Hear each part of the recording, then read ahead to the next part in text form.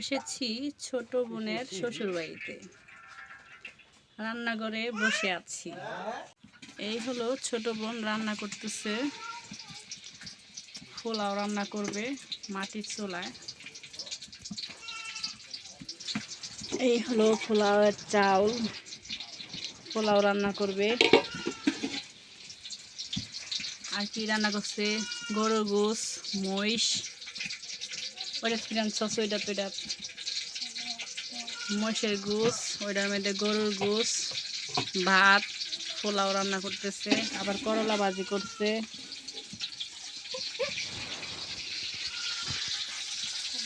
রান্নাঘর, এই হলো করলা ভাজি। আসলে গ্রামের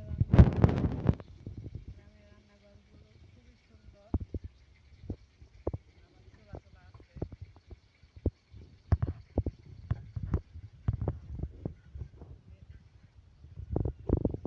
সে বাপ বেটা।